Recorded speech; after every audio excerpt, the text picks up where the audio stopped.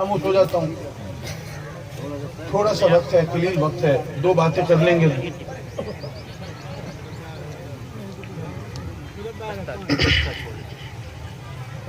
تو دوستو عرض کر رہا تھا کہ ہم اپنے اعمال کو دیکھیں، اگر اپنے کردار کو دیکھیں تو یوں لگتا ہے جیسے بس موت اوروں کے لیے ہے، اوروں کے جنازے پڑھنے ہیں، اوروں کی کلخانی اور برسی میں حاضری دینی ہے. بھئی یہ موت ہمارے اوپر بھی تو آنی ہے، موت کا ذائقہ ہمیں بھی چکھنا ہے. تو ہمیں ذرا اپنے گریبانوں میں جھانک کر دیکھنا چاہیے. دیکھیے اس روز کیا ہوگا، ہمارا نامہ اعمال ہمارے ہاتھوں میں تھما دیا جائے، کسی کے دائیں ہاتھ میں، کسی کے بائیں ہاتھ میں. اور دوستو عدالتیں تو اس دنیا میں بھی ہیں، فیصلے تو اس دنیا میں بھی ہوتے ہیں. تو پھر یہ قیامت کی ضرورت کیا تھی، یوم آخرت کی ضرورت کیا تھی؟ یہ فیصلے یہاں بھی تو ہو سکتے تھے. کوئی گناہ کرتا، کوئی جرم کرتا، یہیں پر سزا ملتی، بات ختم ہو جاتی. تو یہاں پر ہم کیا کرتے ہیں؟ یہاں پر تو جھوٹے گواہ بھی کھڑے کر دیتے ہیں، جعلی ڈاکیومنٹس دستاویزات بھی پیش کر دیتے ہیں. یہاں پر ہم مہنگے مہنگے وکیل رکھ لیتے ہیں. اللہ نے کسی کو بڑی ہی توفیق دی ہو تو جج کر لیتا ہے، تو یہ ہتھ کنڈے استعمال کرتے ہیں، انصاف کا رستہ روکنے کی کوشش کرتے ہیں. تو ہمیں بتا دیا گیا کہ ایک ایسی عدالت بھی سجنی ہے جہاں پر ہمارے اعمال اور ہماری نیتیں وہ دونوں سامنے رکھی جائیں گی، جہاں کوئی جھوٹا گواہ پیش نہیں کیا جا سکتا، جہاں کوئی جعلی ڈاکیومنٹ پیش نہیں کیا جا سکتا. وہاں پہ اعمال اور نیتیں دونوں سامنے ہوں گی، وہاں پہ انصاف کا رستہ روکنا ممکن نہ ہو. جو حدیث آپ کی خدمت میں پیش کی اس کے حوالے سے بس چند گزارشات پیش کر کے اجازت دیں. ایمان خوف اور امید کے درمیان ہے. ایمان خوف اور امید کے درمیان ہے. دیکھیے اگر صرف خوف ہوگا، امید نہ ہوگی تو ظاہر مایوس ہو جائیں گے. بھئی ہم تو گناہ گار ہیں، خطا کار ہیں. اگر صبح سے شام تک ہم دیکھیں اپنے اعمال کو تو نہ جانے کتنی بار غیبت کرتے ہیں، کتنی بار جھوٹ بولتے ہیں. دو پیسے کمانے کے لیے جناب وہ ناپ تول میں اونچ نیچ کرتے ہیں. سب کرتے ہیں کہ نہیں کرتے؟ تو بھئی اگر دل میں صرف خوف ہوگا، رب کی رحمت سے امید نہ ہوگی، تب تو پھر کوئی نیکی نہیں کرے گا، کوئی رجوع نہیں کرے گا، کوئی توبہ نہیں کرے گا. اسی طرح اگر دل میں خوف نہ ہو، صرف امید ہو، تو پھر گناہ پہ گناہ کیے جائیں گے. بھئی وہ تو ماں سے 70 گنا زیادہ اپنے بندے سے پیار کرتا ہے. بھئی کوئی بات نہیں، اگر ہم نے کچھ گناہ کر بھی لیے، کوئی صغیرہ کر لیے، کبیرہ کر لیے، تو اس کی رحمت میں کوئی کمی تو نہیں، اس کے خزانے میں کوئی کمی تو نہیں ہے نا.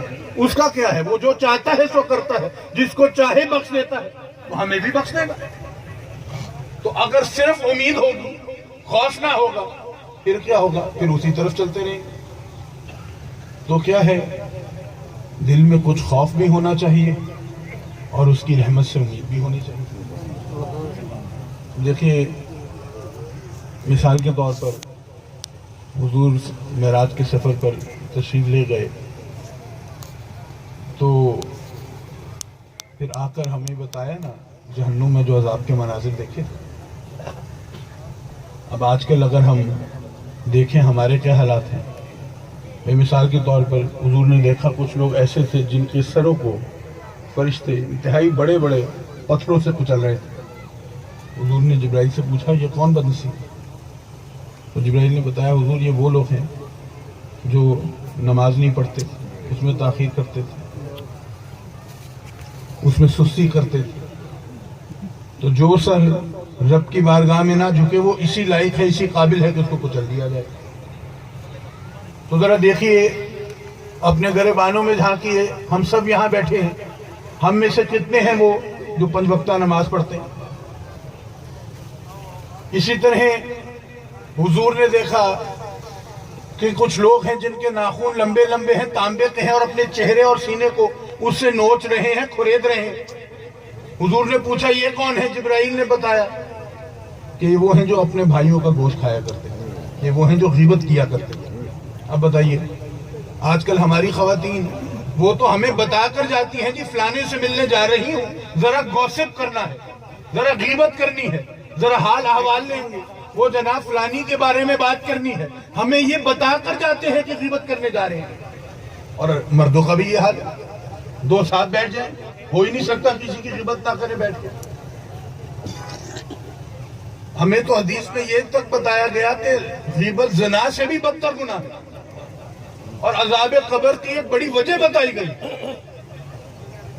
اسی طرح پھر کچھ لوگوں کو دیکھا ان کی زبان اور ہونٹ کو لوہے کی کینچی سے کاٹا جاتا، اور جیسے کاٹا جاتا اگلے ہی لمحے واپس آ جاتا، پھر کاٹا جاتا، پھر واپس آ جاتی، پھر کاٹا جاتا، یہ سلسلہ چل رہا ہے۔ حضور نے پوچھا یہ کون بدنصیب ہے؟ تو بتایا گیا یہ آپ کی امت کے یہ وہ خطیب ہیں، وہ خطبہ ہیں، وہ واعظین ہیں جو لوگوں کو دین کے احکامات تو بتاتے، نصیحت تو کرتے، خود اس پر عمل نہ کرتے۔ اسی طرح حدیث میں آتا ہے ایک شخص اس کی آنتیں باہر کو نکلی ہوں گی اور وہ جہنم میں وہ آنتیں لٹکی ہوں گی نیچے، وہ اس طرح چلے گا جہنم کی آگ میں جیسے گدھا چکی کے گرد چکر لگاتا ہے۔ اور جہنم میں جو اور لوگ ہوں گے، جو جہنمی ہوں گے، جو خود سزا کاٹ رہے ہوں گے، وہ اس کے پاس آئیں گے، ارے بتا تو نے ایسا کیا کیا تھا کہ تو ایسے دردناک عذاب میں مبتلا ہے؟ وہ کہے گا دنیا میں اوروں کو نیکیوں کی نصیحت کیا کرتا تھا، خود اس پہ عمل نہ کیا کرتا تھا۔ تو ذرا دیکھ لیجئے، ہم میں سے ہر ایک جناب وہ لیکچرر بننے کو تیار ہے، ہر ایک جناب درس دیتا ہے، نصیحتیں کرتا ہے، نماز پڑھو جناب، حلال حرام کی تمیز رکھو، ہمسایوں کے ساتھ حسن سلوک کرو، رشتہ داروں کے ساتھ حسن سلوک کرو، یہ سب کہتے ہیں نا۔ نصیحتیں تو کسی سے بھی لے لو، لیکچر تو ہم سب دینے کو تیار ہیں، لیکن جو کہتے ہیں کیا خود اس پر عمل بھی کرتے ہیں؟ تو دوستو یہ جو ہمیں حضور نے مناظر اور دیگر ہیں، بہت سے ہیں جو ہمیں بتائے، یہ کیوں بتائے؟ اس لیے کہ ہم عبرت حاصل کریں، ہمارے دل میں خوف پیدا ہو۔ لیکن دوسری طرف جیسے میں نے عرض کی کہ اگر خوف ہے تو امید بھی ہونی چاہیے نا دل میں۔ تو دیکھیے وہ حدیث شریف میں آتا ہے، بڑی خوبصورت مثال حضور پیش کرتے ہیں کہ ایک شخص وہ صحرا میں ہے، اس کی خورد و نوش کا، اس کے کھانے پینے کا جتنا سامان ہے وہ اونٹ پر لدا ہوا ہے۔ اب وہ اٹھتا ہے، دیکھتا ہے اس کا اونٹ غائب ہے۔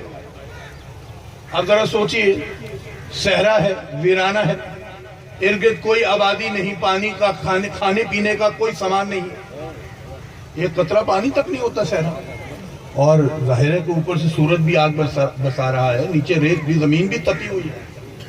اب پہلے تو مارا پھرتا ہے، ڈھونڈتا ہے، ایک طرف کو دوڑے گا، ایک ٹیلے پہ چڑھے گا، تا حد نگاہ کہیں اونٹ نہیں دکھائی دیتا، پھر دوسرے ٹیلے پہ دوڑتا ہے، شاید اس سے نظر آ جائے، پھر دیکھتا ہے ادھر نظر نہیں آتا، اب بیچارہ ڈھونڈتا رہتا ہے، بالآخر تھک ہار جاتا ہے، ظاہر ہے اتنی تیز دھوپ ہے، اتنی گرمی ہے، وہ ڈی ہائیڈریشن ہو جاتی ہے۔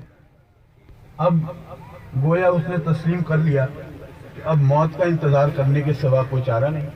بھئی خود سوچئے، نہ کھانے کو کچھ، نہ پینے کا کچھ ہے، نہ کوئی آبادی ہے، نہ کوئی وہاں سے کسی کا گزر ہونا ہے، تحد نگاہ کچھ بھی نہیں ہے، اور اونٹ کا کوئی نام و نشان نہیں ہے، تو اب کیا ہوگا؟ موت ہی ہے نا بس۔ اب گویا موت کا انتظار کر رہا ہے۔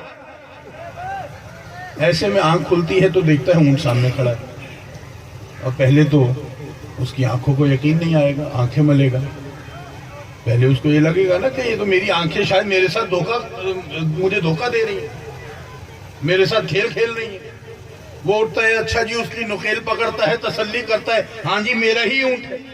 اب ذرا سوچئے، جو شخص وہ زندگی کی ہر امید کھو بیٹھا ہو، اس کے لیے موت یقینی ہو اور گویا موت کا انتظار کر رہا ہو، اب جب اس کو زندگی کے آثار نظر آئیں گے، امید نظر آئے گی، اس کو اس کا اونٹ واپس مل گیا، اب وہ اپنا پیٹ بھی بھر سکتا ہے، اس سے پیاس بھی بجھا سکتا ہے، اپنا سفر بھی جاری رکھ سکتا ہے، ذرا سوچئے اس کی خوشی کا کیا عالم ہوگا؟ خوشی سے بدحواس ہوگا، تو خوشی سے ایسے بدحواس ہوتا ہے، ایسے بکھلا جاتا ہے کہ کہنا تو یہ چاہتا ہے کہ تو میرا رب، میں تیرا بندہ، لیکن وہ بدحواسی میں اس خوشی کے عالم میں کہہ یہ بیٹھتا ہے تو میرا بندہ، میں تیرا رب۔ بس سوچئے उस शख्स की खुशी का क्या आलम होगा, क्या ठिकाना होगा। तो हुजूर फरमाते हैं कि जब कोई बंदा अपने गुनाहों की तौबा करता है और रब से मग़फ़िरत तलब करता है, जब सच्ची तौबा करता है, तो अल्लाह को उस शख्स से भी ज्यादा खुशी महसूस, ज्यादा खुशी होती है। इसी तरह हुजूर तशरीफ फरमा है, सहाबा महफिल में हाजिर हैं, हुजूर अचानक हंसते थे। अब देखिए, हुजूर तबस्सुम तो फरमाया करते थे, मुस्कुराया तो करते थे, लेकिन खुलकर हंसा नहीं करते थे। अब सहाबा भी ताज्जुब का शिकार के बज़ाहिर कोई वजह भी नहीं, बैठे बैठे हुजूर ने हंसी, तो वजह पूछी तो हुजूर ने फरमाया, मुझे याद आया एक शख्स जब उसका नामा अमाल सामने रखा जाएगा, अब हिसाब किताब शुरू होने लगा है, अल्लाह रब्बुल इज्जत फरिश्तों को हुक्म फरमाएगा कि इसके सगीरा गुनाहों की, यानी छोटे गुनाहों की फहरिस्त तैयार कर लो। जो कबीरा गुनाह है, बड़े गुनाह है, वो रहने दो, जो छोटे गुनाह हैं, जो सगीरा गुनाह है, उनकी लिस्ट बना के ले आओ। अब वो लिस्ट सामने आ गई। अब उसके सामने उसका एक एक गुनाह वो पढ़कर उसको सुनाया जा रहा है, तुमने ये काम भी किया, ये काम भी किया, ये गुनाह भी किया। अब उसको ख्याल ये आता है कि भाई ये तो मेरे छोटे गुनाह है, सगीरा गुनाह है, अभी तो बड़े गुनाहों की भी बारी आनी है, तो इन पर ज्यादा बहस ना करूं।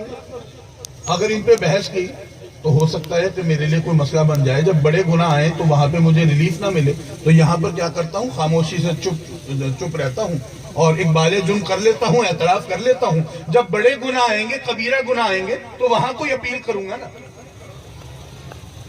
अब वो एक एक गुनाह उसको सुनाया जाता है, वो इकबाल जुर्म करता रहता है, जी ये भी मुझसे हुआ, जी ये भी गलती मुझसे हुई, ये खता भी मुझसे हुई, ये लग़्ज़िश भी मुझसे हुई, वो एक एक पे इकबाल करता रहता है।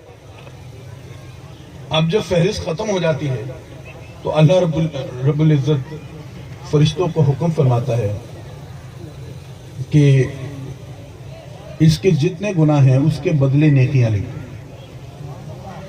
यानी जैसे गुनाह है वैसी नेकियां लिख दो, जिस दर्जे का गुनाह है उसके बदले में उसी दर्जे की नेकी लिख दो। अब वो शख्स जो पहले तो बड़ा परेशान था, वो अपने कबीरा गुनाहों से घबराया हुआ था, भाई ये तो छोटे गुनाह हैं, अभी बड़े गुनाह सामने आएंगे, तब क्या करूंगा, तब क्या बनेगा मेरा।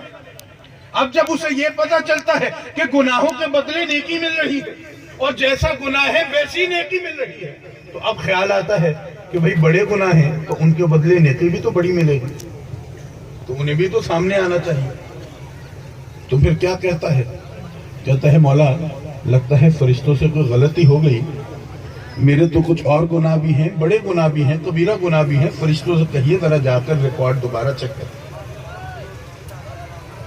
तो उस बंदे की ये बात सुनकर अल्लाह रब्बुल इज्जत वो हंस देगा। अब वो हंसी कैसी होगी, जाहिर है हम तो तसव्वुर नहीं कर सकते, उसकी शान के मुताबिक होगी। तो हुजूर फरमाते हैं, उसको याद करके मुझे भी हंसी आ गई। तो हज़रात मोहतरम, ये बात ज़हन में रखिए, हम खता का पुतला हैं, गलती हमसे होनी है और यकीनन होनी है। तो क्या करें, सच्चे दिल से तौबा करें। ज़हन में रखिए, तौबा ये वो नहीं कि मैं हाथ उठाऊं और अब मुझे माफ फरमा दे, मैं तौबा करता हूं, आइंदा ये काम ना करूंगा, और दिल में जनाब कहीं पे ये चोर हो कि चलो अल्लाह रब्बुल इज्जत वो तो मेरी तौबा कबूल फरमा लेगा, मेरे गुनाह धुल जाएंगे, चलो परसों फिर कर लूंगा, या जब मौका मिलेगा फिर कर लूंगा।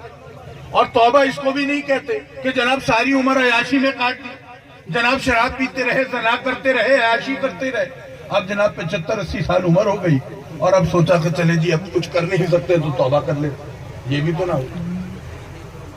तो तौबा क्या है, नियत इरादा जो सच्चे दिल से किया जाए कि ये गुनाह अब मैं दोबारा नहीं करूंगा।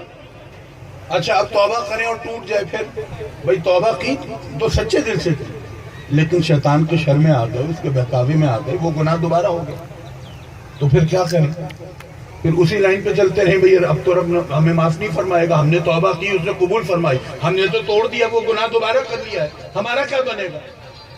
तो हदीस शरीफ में आता है, अगर कोई शख्स सच्ची तौबा करता है, जब तौबा करता है तो उस वक्त दिल से उसका वो सच्ची तौबा होती है, लेकिन शैतान के शर में आकर उसने तौबा तोड़ दी, वो फिर तौबा करता है, अल्लाह रब्बुल इज्जत फिर कबूल फरमाएगा। और अगर फिर तोड़ देता है, फिर तौबा करता है, सच्चे दिल से करता है, اللہ پھر قبول فرمائے گا. اور اگر اسی طرح 70 بار توبہ کرتا ہے اور توڑتا ہے تو 71ویں بار بھی قبول فرماتا ہے. حضرات محترم، ہمارے دل میں رب کا خوف بھی ہونا چاہیے اور اس کی رحمت سے امید بھی رکھنی چاہیے. اللہ رب العزت ہمیں اپنی اور اپنے حبیب کی سچی محبت عطا فرمائے اور شریعت محمدی پر عمل کی توفیق عطا فرمائے. وآخر دعوانا الحمدللہ.